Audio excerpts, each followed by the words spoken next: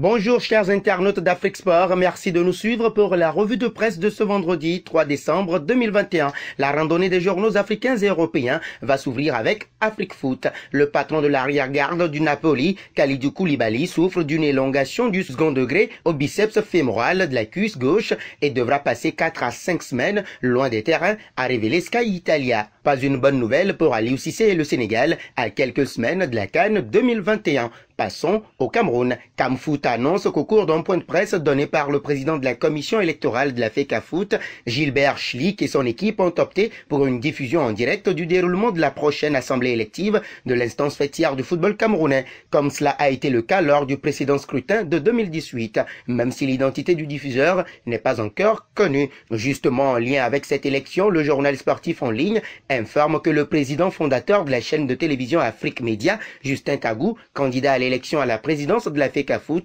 a décidé de se rallier à la candidature de Samuel Eto'o. Il explique sa position dans une lettre qu'il a envoyée aux différents délégués de l'Assemblée générale par l'intérêt supérieur du football camerounais. Du Cameroun, débarquons au Maroc avec la valse des entraîneurs qui se poursuit en Botola Pro D1 Inouï. À en croire le 360 degrés sport, la direction du club Souzi du Hassania Union Sport d'Agadir, Ouza et Reda Akam, 39 ans, titulaire des licences UFAB, UFAA et UFA Pro, décrochées dans les écoles d'entraîneurs et universités belges et françaises, ont trouvé un accord pour rompre le contrat liant les deux parties. Au terme de la 13e journée, le Hassania occupe la triste 13e place au classement général avec 11 points, 3 victoires, 2 nuls et 7 défaites.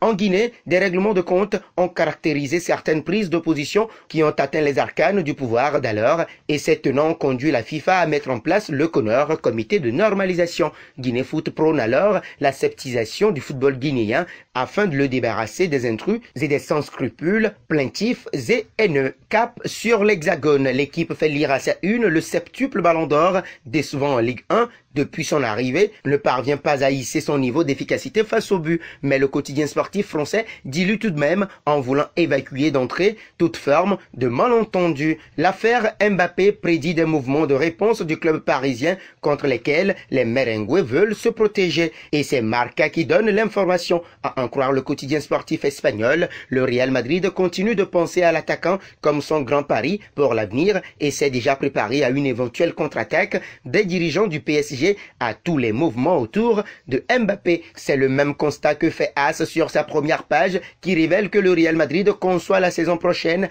avec le français dans ses plans. Selon le quotidien ibérique, Carlo Ancelotti rêve d'un trident formé par Kylian, Benzema et Vinicius. Faisant allusion au prochain mercato, Mundo Deportivo annonce que le Barça s'efforce de profiter à nouveau du marché des joueurs libres l'été prochain. Certains noms sont particulièrement appréciés par l'ancien milieu de terrain du club, Xavi Hernandez, comme André Onana, le gardien de but de l'Ajax Amsterdam, les défenseurs centraux de Chelsea, César Azpilicueta et Andreas Christensen, ainsi que Edinson Cavani, l'attaquant uruguayen de Manchester United, qui pourrait même partir en janvier. Cavani gratuit avance sur sa couverture comme thème principal sport.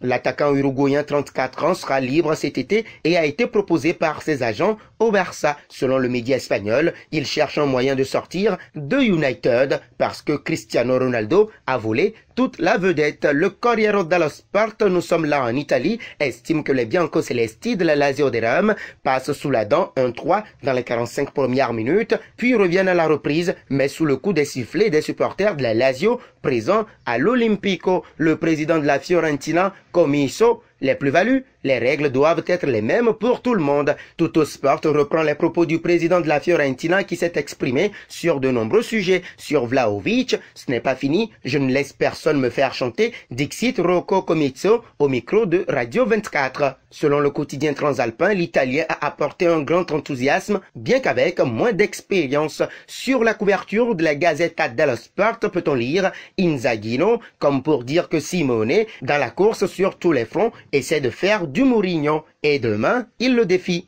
Équipe équilibrée, groupe de fer et joueurs multi-rôles, l'Inter a donc trouvé une bonne carburation.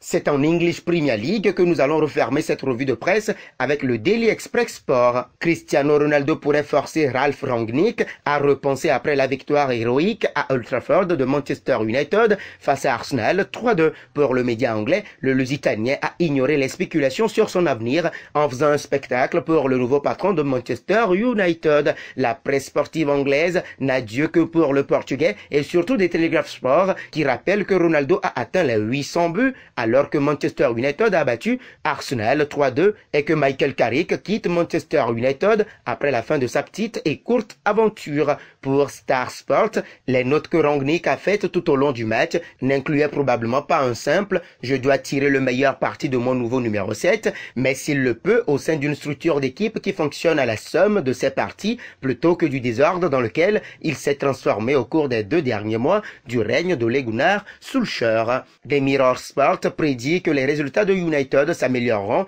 avec l'arrivée de Ralf Rangnick sur le banc. Ronaldo sous-chauffe United pour réchauffer Rangnick. Pour The Guardian qui ressort les enjeux de Rangnick. Le nouvel homme fort des Red Devils doit s'adresser aux médias pour la première fois ce vendredi avant de se mettre au travail pour son premier match contre Crystal Palace dimanche. Voilà qui met un terme à la revue de presse de ce vendredi 3 décembre 2021 sur Afrique Sport. Merci de l'avoir suivi et si c'est votre première fois de découvrir notre chaîne, n'hésitez pas à vous y abonner et d'activer la notification pour ne rien rater de nos informations sportives. La question du jour est de savoir si Cristiano Ronaldo pourra gagner un 6e ballon d'or pour resserrer l'écart entre lui et Lionel Messi. Vos réactions seront très attendues en commentaire. À demain.